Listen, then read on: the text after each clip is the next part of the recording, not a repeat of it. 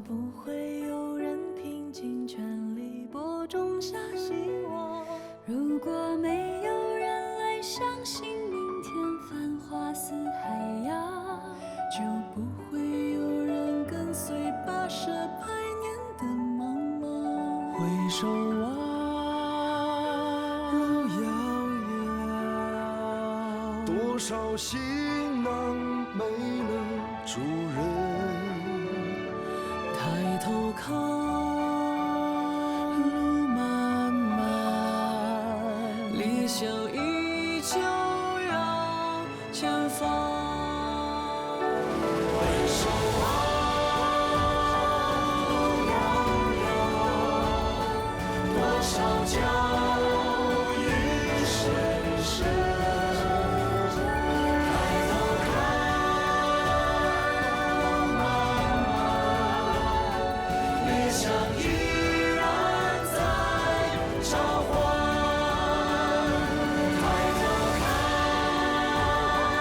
路漫漫，理想依旧遥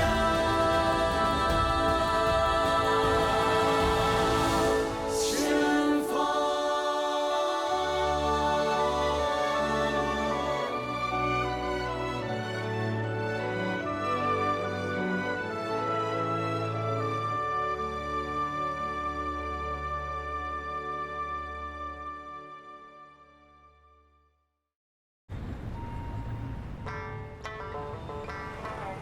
注意安全，车辆行人请注意安全。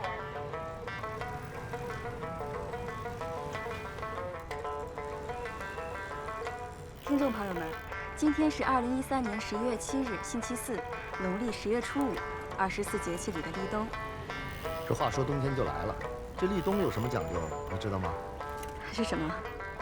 在古代可是10月的大节，天子在这一天要率领群臣迎接冬气。在民间呢，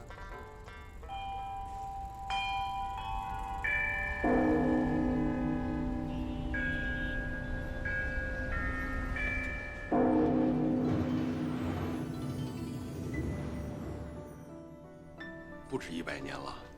这手艺最早就是出自宫里，内务府造办处。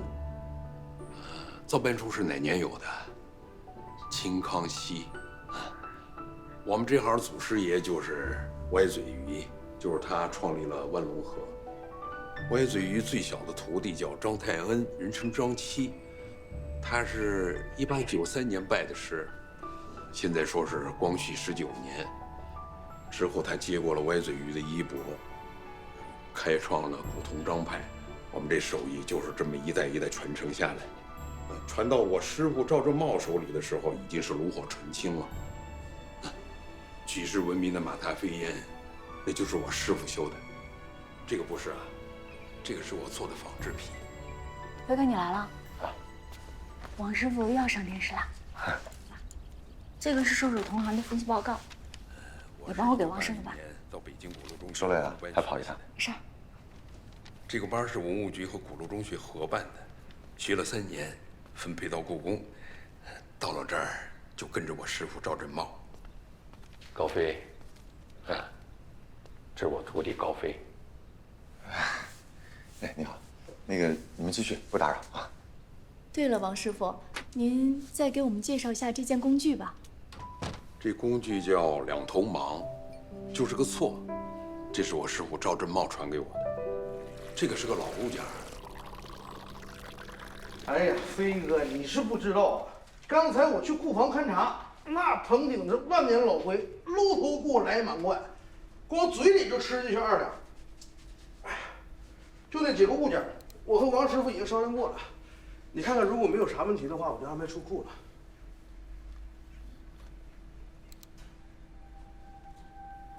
辽代青铜面具，这是契丹族的随葬品。啊，这面具王师傅之前琢磨过，2次都没敢选，修复难度确实大。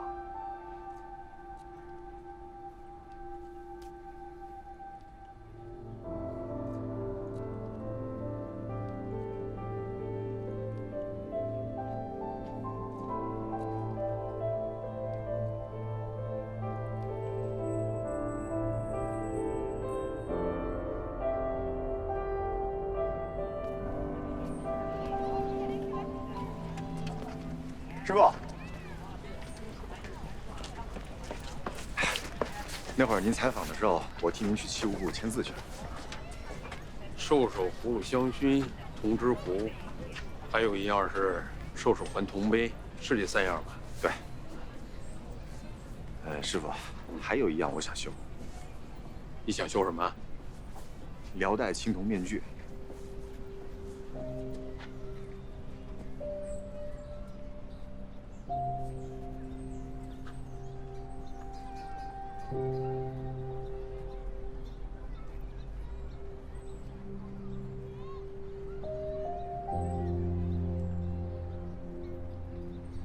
师傅，我是觉得这个面具如果修复好了，可以丰富院里的展览和收藏，还能为辽代历史和金属工艺研究提供实物资料。这面具是辽代契丹族的随葬品，修好它能帮助我们了解和研究契丹族的历史文化和习俗，具有很高的修复价值。师傅，您觉着我能修吗？你觉着呢？师傅，我听您的。年轻牙口好啊，想啃硬骨头。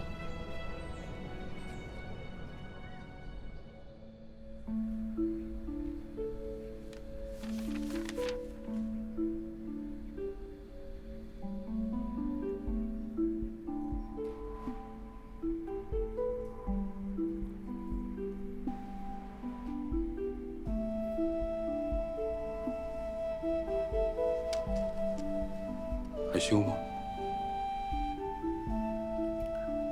修。好，你选的文物，你负责到底。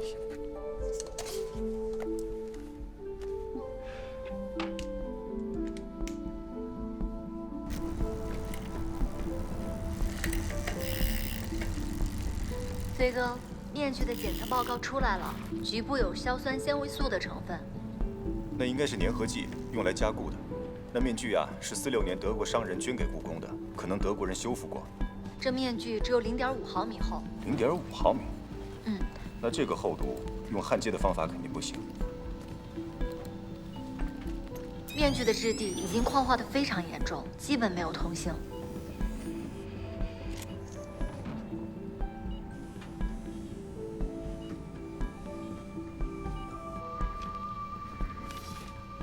飞哥，你看，这面具上有很多病害，全是锈蚀，拖延除锈以后还不知道是什么样呢。所以我建议你还是别修了。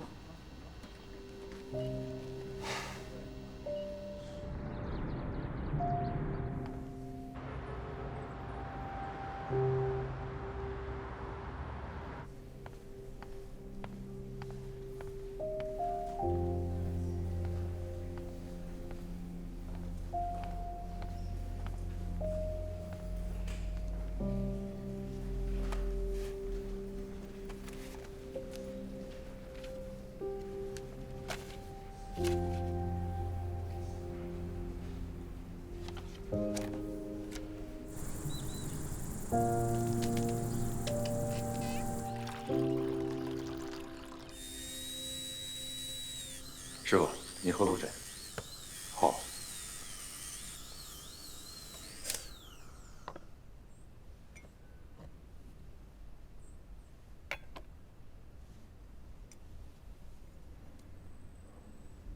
这不是我杯子。没错，这才是您杯子。您手上那个是3D 打印出来的。打印出来的。师傅，我是觉着啊，辽代面具太薄了，传统的翻模和焊接肯定不行，会对文物造成再次伤害。那如果像这样用3D 扫描和打印技术辅助修复，能知道缺口的精准尺寸，做出补块，才能安全有效。你等会儿，这用的什么材质？树脂的。我知道您对这个技术不太了解，但是现在这不眼见为实吗？怎么样？您觉得还行吗？这杯子刷过吗？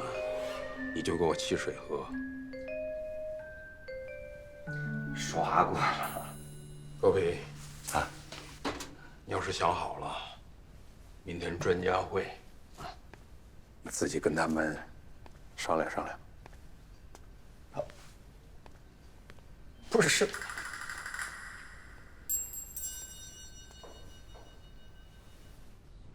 尺寸略微收缩后，将树脂骨块与文物进行粘合，再用传统的矿物颜料进行上色，最终实现文物的修复。小高啊，这青铜器上沾树脂，是不是有点说不过去呀？关键呀是这面具太薄。高儿，你那方法能成吗？3D 打印就能啊。它这个技术是什么呢？它可以对这个缺损的部位进行扫描，然后精准地做出补块。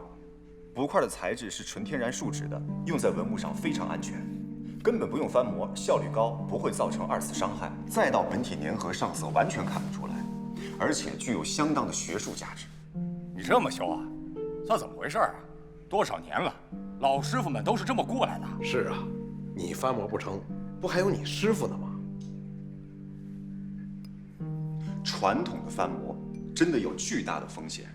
要想科学、安全、有效地完成修复工作，目前来看，最适合的技术就是 3D 打印技术。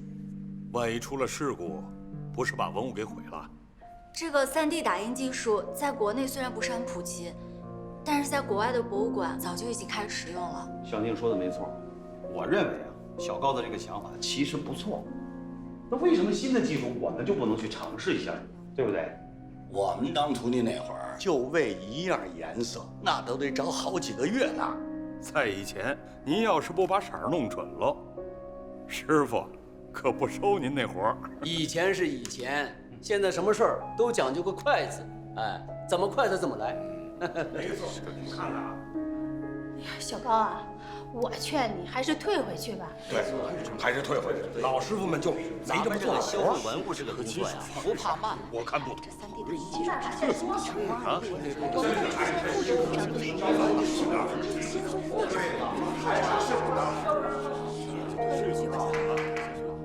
挺好，我们这是开会了，是不是？但是王师傅，是不是也得说2句？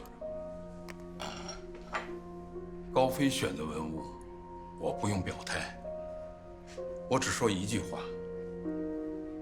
高飞，当年我到故宫，跟我师傅学习到现在，我还从来没有把没修复好的文物退回去。主任，你刚才交代我去一趟西华门，我得过去把那事儿办了。那今儿啊，咱就这么着，散会。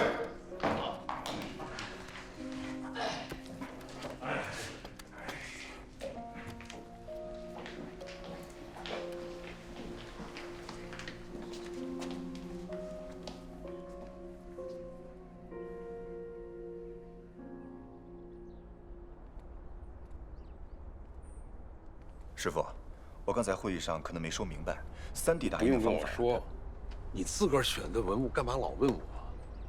那我要是说你这个什么3D 的方法它行不通，你小子是不是就不修了？既然选了，你自己心里面得有数啊。怎么着？怕担责任，心虚？我选的文物，我肯定负责。我跟你说过，选文物先要掂量自己的能耐。你手艺到家了，心里面自然不虚。你知道那老专家为什么反对新方法？啊？自己好好琢磨琢磨。还有，这面具是修还是留，你自己拿主意。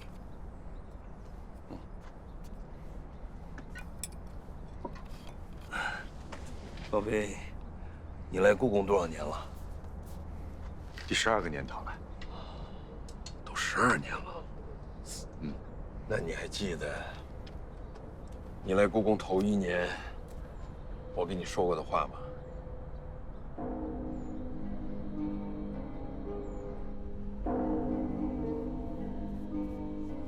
师傅，我来故宫是因为我热爱这些文物，我想成为像您一样的文物修复师。这段时间我做的复制品不下几十个了，什么时候才能碰真的文物啊？你师爷说过，哪怕是复制品，做旧之前，你得打磨的水摸上去像薄了壳的鸡蛋一样滑才够。你呢，面子有了，里子达标吗？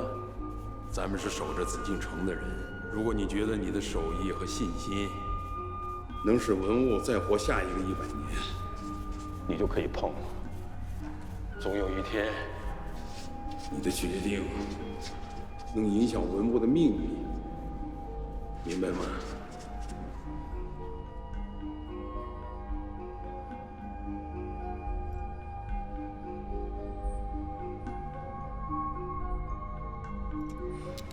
老王，今儿这个会呀，也不替高飞说两句。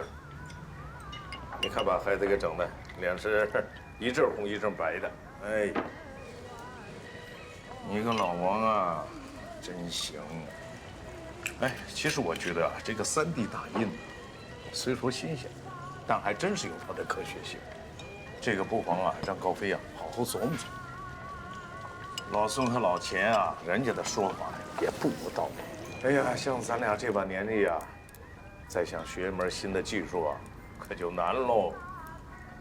哎，可这帮小年轻就不一样，他们在学好老手艺的技术。你是说我食古不化是吧？我什么时候反对过新技术？但凡是为了文物好，我都认。可你今天唱的是哪出？高飞这孩子心细好学，有上进心，我一直在琢磨，瞅个机会，告诉他，他可以出师了。哎，正好啊，这不就是个机会吗？12年了，我把师傅传给我的手艺全交给他了。过几年我退休了，他得独当一面，他得有这股子劲儿，这股劲儿和手艺同样重要。你个老王啊，够深的，深吗？咱哥俩深一口。我，来，好，走着。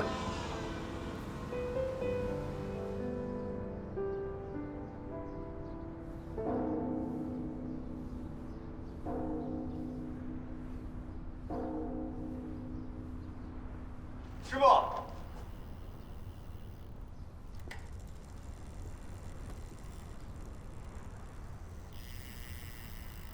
师傅，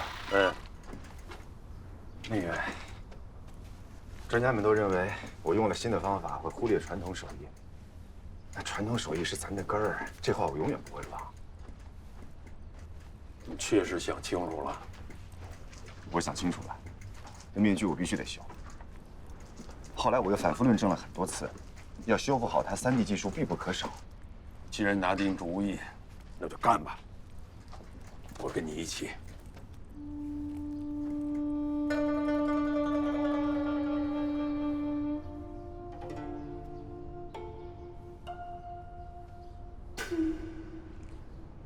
你愣着干啥？赶紧接热水去。别来。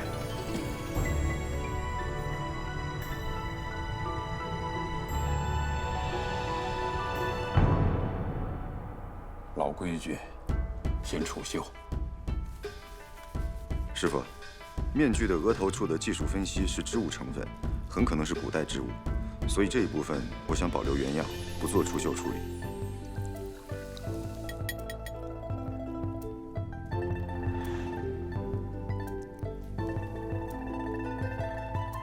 这面具太脆弱，为了文物安全，咱们得一直盯着。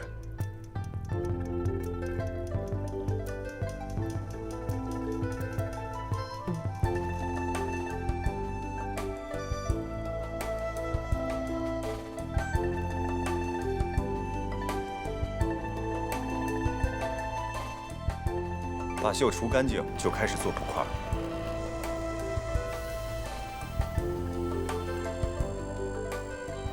用3D 扫描建模，用软件绘出缺块的尺寸，最后进行打印。厚度能够完全一致吗？完全一致。面具和缺块的3D 图做好后，就要进入打印阶段。王师傅，我们现在这个技术叫 Stereo Lithography Appearance， 简称 SLA 立体光固化成型法。小宁，我什么也看不着啊。你别着急，马上就出来了。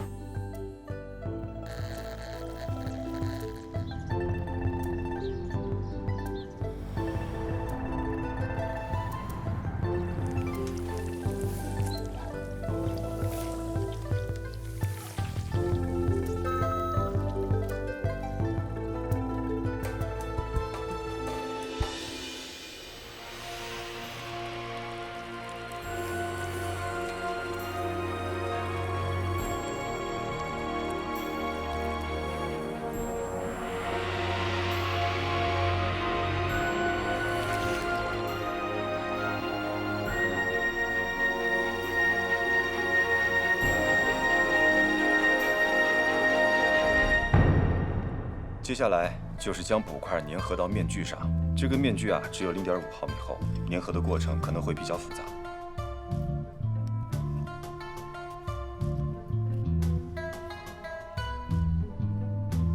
首先要用环12烷加热液化，在面具的正面先做临时固定。环12烷的特点呢，是能完全自然挥发，基本不留痕迹。正面的临时固定做好以后，再在面具的后面用海克斯塔配合无酸酯再次粘合。德国胶这个我知道，这种双组分的胶最大的特点就是比例配比，3:1的比例，30的胶，10的固化剂，这样才能够发挥它的最大功效。正反两面粘合完成后，就是最后一步上色了。高飞，师傅，来吧，您来吧。我说的话忘了，你选的文物，你自己负责到底。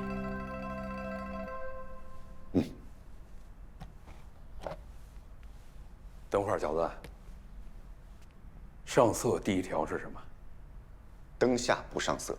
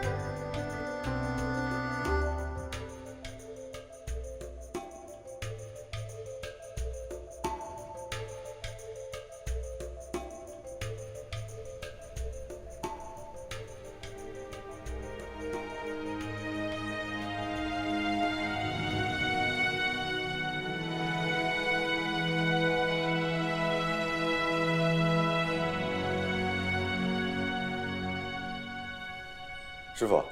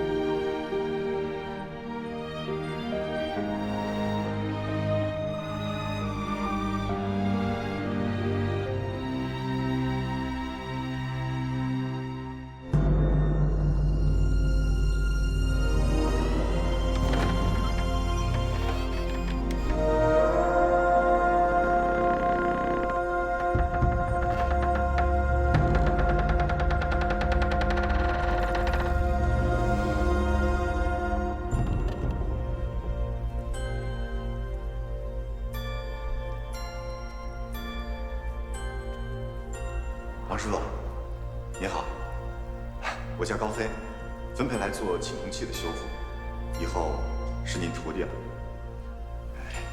您多关照。高飞，你知道从你走进这间屋子开始，到成为一个文物修复师，要多长时间吗？你将来要修的文物有几百几千年的历史，都是老祖宗给我们留下来的宝贝。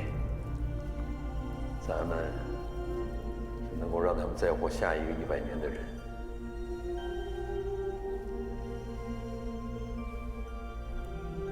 你做好准备了吗？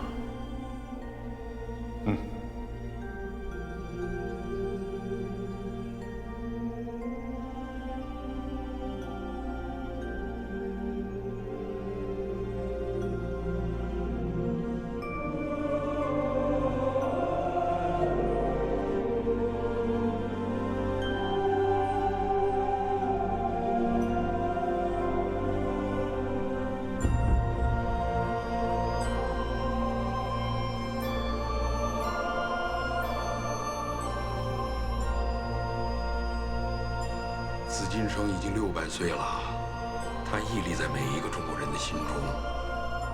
从600年前到今天，我们每一代中国人都在守望着它，它也会永远凝视着我们。高飞，下一个100年靠你们了。放心吧，师傅。